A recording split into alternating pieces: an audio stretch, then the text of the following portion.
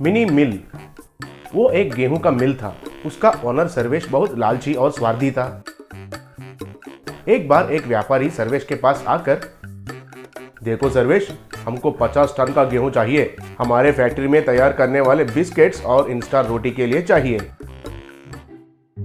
बहुत अच्छा है, मेरा भाव 1 किलो का 25 रुपए है। क्यों इतना? 20 ले लो। वो कैसे होगा, मैं तो किसान के पास ही 20 रुपए में खरीदता हूँ। देखो, इस साल गेहूं का उपयोग इतना नहीं है बोलो, और किसान के पास 15 रुपए में ही खरीदो और 5 रुपए फायदा तुम ले लो। इतना अच्छा ऑफर तुमको फिर कभी नहीं मिलेगा। तब 50 टन का पूरा ऑर्डर मुझे ही देना चाहिए आपको।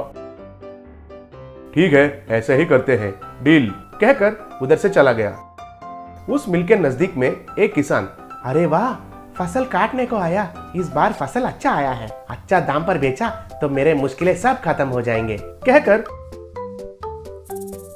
पूरा फसल को थैलियों में भरकर ट्रैक्टर में चढ़ाकर मिल के पास लेके गया। सर्वेश जी, पूरा 5 टन का गेहूं है, फसल भी अच्छा आया है। ठीक है, किलो को 15 रुपए देता हूँ, पूरा गेहूं अंदर रख दो। ये क्या है सर्वेश जी, पिछले महीने में ही आपने 20 रुपए में खरीदा था। वो तो ठीक है, लेकिन आजकल गेहूं का दाम 15 रुपए गिर गया है। कोई भी नहीं खरीद रहे हैं। कल परसों इन्हें कोई भी नहीं खरीदेंगे भी, बाकी तुम्हारे मर्जी है। तब किसान कुछ नहीं कर पाया और उन्हें किलो 15 रुपए में बेच दिया। उस शाम किसान उनके घर के पास दुखी से बैठा हुआ था। उनका बेटा नरेंद्र, क्या हुआ पिताजी, इतना दुखी क्यों हो? फसल भी अच्छा आया था ना, फिर भी इतना दुखी क्यों हो? सबके लिए भाग्य रहना है बेटा। हम एक सोचते हैं तो भगवान हमें एक और देता है। इस बार फसल नुकसान में बेच दिया, ट्रैक्टर और ट्रांसपोर्ट के पैसे भी नहीं मिले। ये क्या है पिताजी, गेहूं को तो आपने ही उगाया था और दाम भी आपको ही फैसला करना चाहिए। कौन बेचने वाला उनका हिसाब से दाम फिक्स करता है। पेट्रोल का दाम भी बैरल्स में डॉलर्स में फिक्स होता है, लेकिन खेती करने वाला किसान क्यों ना उनका खुद का दाम को तय कर सकते हैं। अगर ऐसा होगा तो किसान सबसे धनवान बन जाते थे। हमको तो खेती करने के अलावा बेचना नहीं आता है बेटा।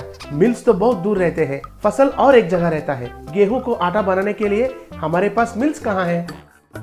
ठीक है पिताजी, मैं कुछ सोचता हूँ, कहकर उस रात भर कुछ सोच के उनके दोस्त के पास जाकर कौशिक से, अरे ओ कौशिक, अगर तुम्हारे गेहूं का मशीन को मुझे दिया तो अब जो तुम्हें फायदा हो रहा है उससे भी ज्यादा फायदा मैं लाता हूँ। हम आधा आधा बांटेंगे। आइडिया तो अच्छा है, लेकिन ये छोटे से गेहूं का मिल लॉस में है और कोई भी इसको ज्यादा इस्तेमाल नहीं कर रहे हैं। वो सब मुझे छोड़ दो, अब मैं जो कहता हूं वैसे करो, हमको बहुत फायदा मिलेगा। तब वे दोनों उस छोटे गेहूं का मशीन को ट्रैक्टर के पीछे लगाए।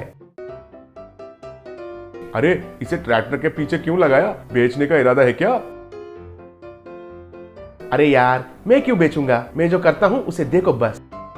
बाद में नरेंद्र उस ट्रैक्टर को चलाकर खेत में जाकर उनके पिताजी से, पिताजी, अब से आपको मिल जाने की जरूरी नहीं है, मैं खुद मिल को आपके पास लेकर आया हूँ। इधर ही गेहूं को आटा बनाइए और उस आटे को आप खुद बेचिए, हमको कुछ पैसे दीजिए बस। अरे, बहुत बेहतरीन है तुम्हारा ये विचार। अब से परिवहन की खर्चा भी बच जाएंगे। अब से हम इधर ही गेहूं को आटा बनाकर बेच सकते हैं। ऐसे पिता गेहूं को ट्रैक्टर के पीछे मशीन में लगाया और आटा निकलने लगा। उधर सर्वेश के मिल में वो बिजनेसमैन आकर, क्यों भाई, 50 टन का ऑर्डर लिया था, केवल 5 टन ही भेजा। ऐसा ही किया तो मैं नुकसान में चला जाता हूं। तब सर्वेश जो हुआ उसे बताया। ओहो, तो ये बात है, ठीक है, मैं जाकर उधर ही बात करता हूं उन किसानों के पास, कहकर उन किसानों के पास गया। देखिए, मेरे फैक्ट्री के लिए 50 टन का आटा की जरूरी है। हमारे रेट किलो को 15 रुपए है। नहीं सेठ जी, हमारा दाम 25 रुपए है। अगर हम नहीं खरीदे तो आपको बहुत नुकसान हो जाएगा, देख लो। हमको नुकसान होगा तो भी हम फिर से खेती कर सकते हैं, लेकिन आपका दाम में हम नहीं देते हैं। आप ही सोच लो किसको ज्यादा नुकसान हो जाएगा। तब वो बिजनेसमैन बहुत सोचने लगा, अरे बाप रे, अगर मैं आटा नहीं खरीदा तो मेरे फैक्ट्री में पूरा प्रोडक्ट तैयार नहीं कर पाऊंगा। सोचकर कुछ नहीं कर पाया और किसान के दाम पर ही 25 रुपए में पूरा आटा को खरीद लिया। एक गांव में रमणा ललिता नाम से पति पत्नी रहते थे। उनको पिंटू नाम से बेटा रहता था। ललिता हर दिन उनके घर के सामने तुलसी झाड़ के गोल चक्कर लगाती थी। ये हर दिन पिंटू गौर करता रहता था। एक दिन अचानक से ललिता गुजर गई। पिंटू माँ को याद करके बहुत रोता था। थोड़े दिन के बाद रमणा राधिका नामक औरत को शादी करके घर ले आया। रमणा पिंटू से, बेटा तुझे माँ नहीं ये सोचकर रो मत, मैं इनको तेरे लिए ही घर ले आया। आज से यही तेरी माँ है। आज से ये तेरी देखभाल ठीक से करेगी। ठीक है, लेकिन राधिका का बुद्धि ठीक नहीं है। सिर्फ वो रमणा की नौकरी देखकर शादी कर ली थी। जब तक रमणा घर पर है वो पिंटू को बहुत प्यार से देखभाल करती थी। जब रमणा बाहर गया तब पिंटू से, ए लड़के, तुम्हारे काम करने मैं यहाँ नहीं आई। जाके तुम्हारे कपड़े तू ही धो, बाद में रसोई में जाके रात का बचा हुआ खाना खा लेना। देख, अगर तू ये सब पिताजी को बोलेगा तो मैं भी छोड़ के चली जाऊंगी, तब उन्हें खाना देने कोई भी नहीं रहेगा। नहीं नहीं माँ, तुम डैडी को छोड़कर मत जाओ, मैं उनको कुछ नहीं बोलूँगा। राधिका रमणा का पूरा पैसा लेके बहुत सोना खरीदती थी। शरीर पूरा सोने से भर लेती थी। थोड़े दिन के बाद रमणा को एक बड़ी बीमारी हुई, इसलिए उसका नौकरी भी चला गया। हर दिन डॉक्टर घर आके रमणा का इलाज करता था। एक दिन डॉक्टर, देखिए ये बीमारी दवाइयों से नहीं कम होने वाली है, जरूर ऑपरेशन करवाना पड़ेगा। मैंने शहर में बड़े डॉक्टर से बात कर लिया है। अगर आप 5 लाख का इंतजाम करेंगे तो ठीक हो जाएगा।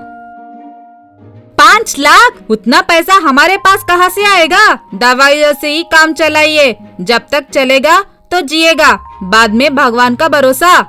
डॉक्टर की बोलती बंद होकर वहाँ से चला गया। पिंटू राधिका के सोने के ओर देखने लगा।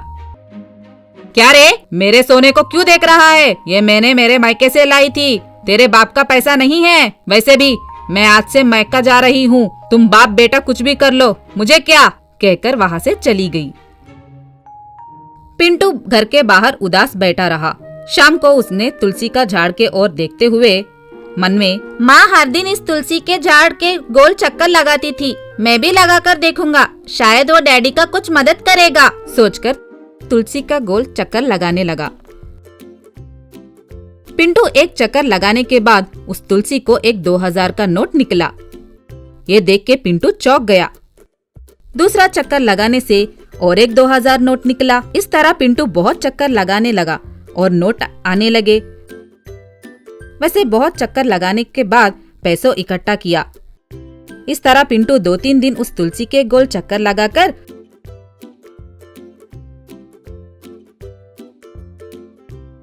उसके पापा के इलाज के लिए पैसे इकट्ठा किया और डॉक्टर को दिया।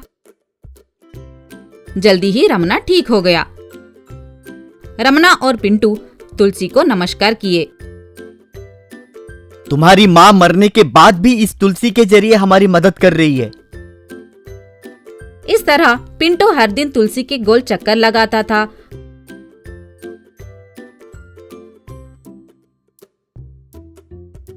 और आए हुए पैसों को दोनों गरीबों में बांटते थे।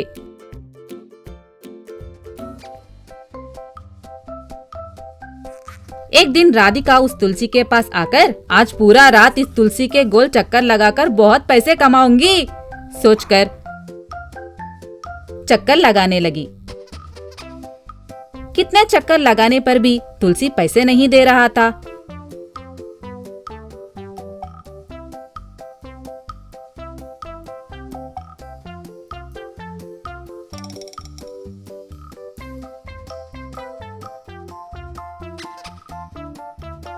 उस तरह राधिका सुबह तक चक्कर लगाने लगी। आखिर में गश आके गिर गई। सुबह रमणा पिंटू वहां आके राधिका को देखे। पिंटू राधिका के मुंह पर पानी डाल के, मम्मी अगर तुम्हें पैसे चाहिए तो मुझे कहती, ये तुलसी मेरे कहने पर ही पैसे देगा, बोलना कितना पैसा चाहिए, मैं तुम्हारे लिए पूरा दिन चक्कर लगा सकता हूँ। राधिका के आंख में पानी फिर गए। नहीं नहीं बेटा, मैंने पैसों की लालची में इतने अच्छे लोगों का साथ छोड़ दिया। मेरी गलती के लिए जो भी सजा दोगे मुझे मंजूर है। हाँ, तो अब तुम घर छोड़ के नहीं जाना चाहिए, हमारे साथ ही रहना चाहिए। राधिका बहुत खुश हुई। तब से वो सब लोग खुश रहने लगे।